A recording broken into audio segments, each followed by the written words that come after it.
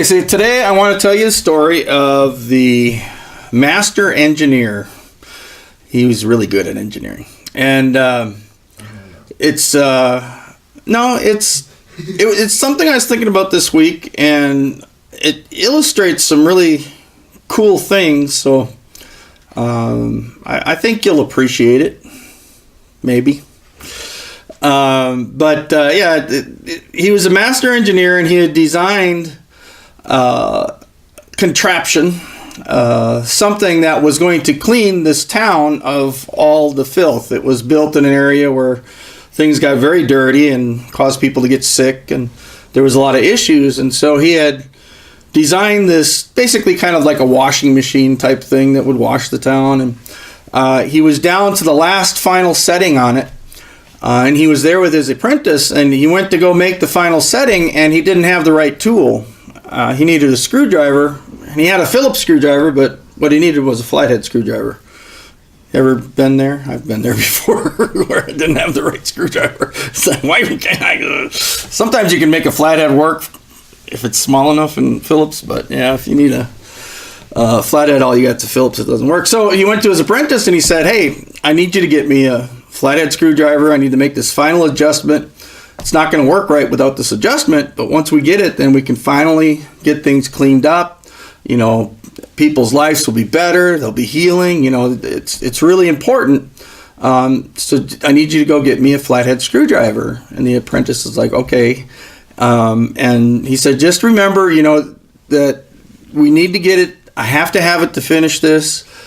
Get it as quick as you can so that we can get this done. And I want you to pay attention because you'll be guided on your path to the right tool, and then I'll have it. And he's like, okay. So he starts to go out the door, and the door, it's like in this courtyard type area where there's lots of trees and different things. It's a real nice little courtyard that was kept up by a gardener. And the door is stuck. And so the gardener comes over and tries to help him with the door because the gardener's a pretty strong guy. I mean, he's been hauling lumber and doing all these different things, and comes to help him, and the door's still stuck. And the gardener takes out his trusty knife, and he tries to pry the door open and breaks the blade of his knife, but he finally gets the door open. The apprentice is going to go out looking for this flathead screwdriver. And the apprentice remembered that the master engineer told him that, you know, you'll be led on the way. And then he thought, oh, wait, you know, here's the gardener. He's got all these tools. Maybe he has a flathead screwdriver. So he asked the gardener if he had a flathead screwdriver. And the gardener's like, no. He's like, the only tools I have are like for pruning the trees and axe and, you know, like my knife and things like that. But I don't have any kind of flathead screwdriver. And he said, okay. He said, but, you know, there's a lot of people outside. Maybe somebody outside will have a flathead screwdriver. And he just, trust and pay attention. And I'm sure, you know, God will lead you to the tool. And he's like, okay. So he goes outside, and there's people all outside because they're all waiting for the master engineer to do something. They've all heard stories about what he was working on. And it's taken him a long time to build this thing. And of course, there's doubters there, wondering if he's ever going to get it finished. There's some that think it's just a story. There's some that are really excited about it. And so the apprentice comes out, and he's like, the master engineer, he's got a Phillips screwdriver, but he needs a flathead, and then I can get it done. Does anybody have a flathead screwdriver? And the first couple people he asked, you know, are some of those that were kind of naysayers, and they didn't really believe in the master engineer. And he's like, you know, if he's such a good engineer, why didn't he have the right tool? What's wrong with him? You know, and they start complaining about it and talking bad about him and just going around and doing that. And then there's some other people that are there, and they're like, oh, all I got is Phillips screwdriver. I don't have flatheads. And then there's some other ones, and they're like, yeah, I got a flathead screwdriver, but you know, mine's kind of old and rusty, and I don't, you know, mine's not real nice, and it's not good enough for the master. I don't have a good one.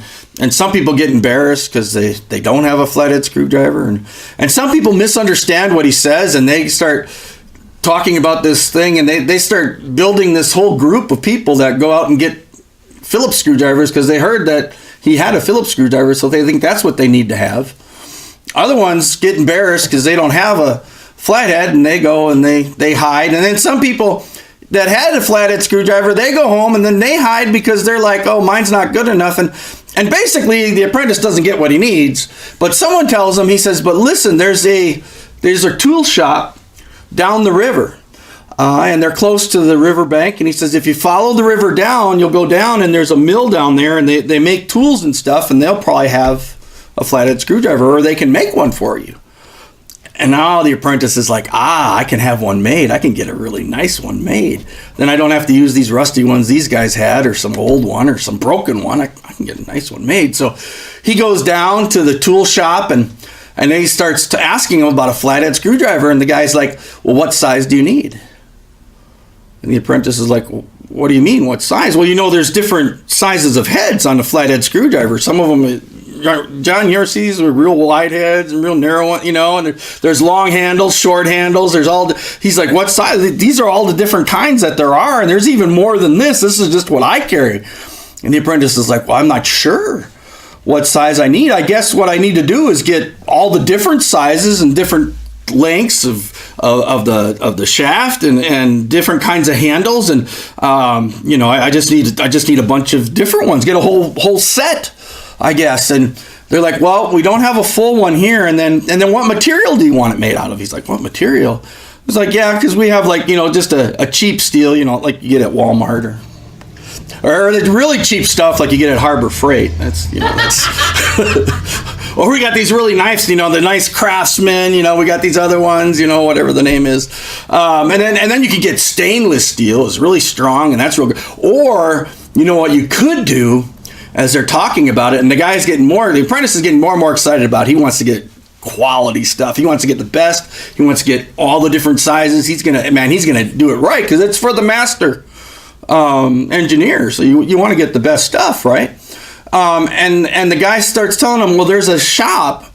If you go to this other town, and it's in another country, but they work with titanium. And if you get titanium, it'll last you for like 100 years or more. It'll never rust. It'll never break. It'll never wear out. He's like, that's what I need.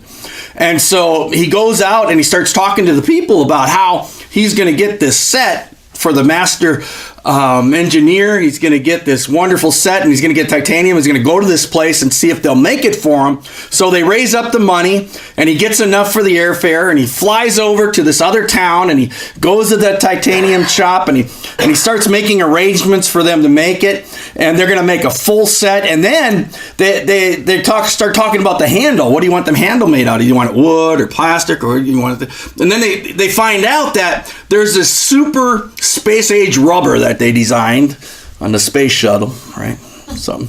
And I mean, this rubber, it can take acid, could be poured on it, whatever, anything, and it gives you a real good grip, and it feels good in your hand. And it's the most amazing material. It's expensive. It takes time to make it, but with a titanium, you're just going to have a screwdriver that will last for 1,000 years or something. It's just the most amazing screwdrivers you can imagine. He's like, yes, okay, so we need to get a full set of that. So they start setting up all the casting. They start setting up all the things. And of course, he has to go out and raise the funds. So he starts traveling around the country and around the area and telling everybody that the master engineer is almost done with his work. He just needs a screwdriver. We got this whole set all ready to be made, and we just need to raise the funds. And he starts raising thousands and thousands, because it's hundreds of thousands of dollars to make these things. These are some screwdrivers. And he's raising the money. And then as he's raising all the money, and he gets the down payment in so they can start working on it, because they're not going to spend that kind of money working on it until they get the down payment. They set up some extra shifts of people that are going to come in and work. And they got it all together. This factory it's humming along. It's getting ready to go. They got the down payment. People are hired. And he goes back around to where the master engineer was, and he finds out that the project was done. And he's like, what? And he goes in to talk to the master engineer, and he was like, I'm still working on getting you the screwdriver. And the master engineer is like, don't you remember what I said, that I needed it in a hurry, that people's lives kind of depended on it, to get clean, to be healthy. I wasn't wanting to wait for years to get this. He's like, yeah, but how did you do it? And he goes, well, when the gardener opened the door for you and he broke his knife blade, that knife blade was the perfect size for what I needed, and I just used the broken knife to do it. He's like, but I thought you needed a flathead screwdriver. And the reason I wanted to tell the story is because that's what happens in communication with people and with God. God will tell us something, and then we turn it into something else. Like the ones that, he says, I've got a Phillips, but I need a flathead, and they focus on what he has, not what he needs, and they get all confused, and there's so many people that do that. Or they think what they have is not good enough for God, when God could have just used a broken knife, or a butter knife, whatever, to make that final adjustment. And he'll come to us and say, hey, I need you to do something. And then we're like, oh, but my screwdriver is not good enough. Mine's rusty. Mine's not good enough. You can't use me. You can't do what I'm going to do. And really, if I were a professional Christian, what I'd do is I would really develop that story, and then I would make it into like an illustration, and in a little movie presentation, and then I'd put together these Bible studies, and then and I would change it, and it wouldn't be a flathead screwdriver he needed anymore, but it'd be a special Phillips screwdriver, and it'd be a little shorter on the top and a little longer on the bottom, so that as he drew it for the apprentice, it would be a cross. It'd be, they need the cross, and then they can do it. And then I talk about, that broken knife is like us. Sometimes we got to be broken in our lives so that we can be used to make that final thing. And it'd be the town was a beautiful city of God, and it's just sin that needs to be washed away, and it's the blood of Jesus. And then I can make t-shirts, and I can sell the t-shirts and have all kinds of wonderful Bible studies on the master engineer and that special cross-shaped screwdriver that he needed to have. And then I could sell little cross-shaped screwdrivers with the little heads on them, and they could hang on people's neck with a little stamp, and they'd put the stamp on, and they could stamp somebody's hand with the little cross and say, see, that's what you need in your life. And they could tell the story, and I could travel around and tell. But see, I'm not a professional Christian. So I just took the little story that God gave me just to show you that, sometimes we miss the point. And the thing was, he needed something quick to be done. And sometimes we get so caught up in some specifics, and instead of being led to the fact that broken knife could have done it, instead of being led to the fact that it was right there in front of him at the time, if he was just paying attention, he was so focused on this idea of a flat-headed screwdriver, and he keeps searching for it, and then he thinks he's got to get the best one, and all of a sudden he's taken far away from his task, far away from what he wants to do. And that happens with us with God. God's got some simple thing for us to do, some calling for us, and then we get so caught up in all these other ideas and ways and thoughts and what we have to do that, man, we can just go down a totally different path than what God ever had for us, all the time thinking we're doing it for God. And then getting other people involved, getting all these fundraisers. Oh my goodness, did I tell you? He had to cancel the project. Those poor people that were going to make those flat-headed screwdrivers, he didn't need them anymore. The people that just got their jobs and they were all excited, they got laid off of work. The poor people. What a mess he made trying to get those screwdrivers. But he had the wrong focus. He had the wrong idea. He had the wrong goal in his life. Wasn't that a fun story? Did you not like that story? That was a good story. I like this story. Sorry, I'm not a professional Christian. I would have really had it all. Man, I would have done it up so big. I would have had illustration. I would have had, all kinds of encounters along the way. And there'd be a very specific one that would be like the priest, and there'd be a specific one that'd be like Judas. There'd be a specific one that'd be like Peter. There'd be a specific one. Just flush it all out.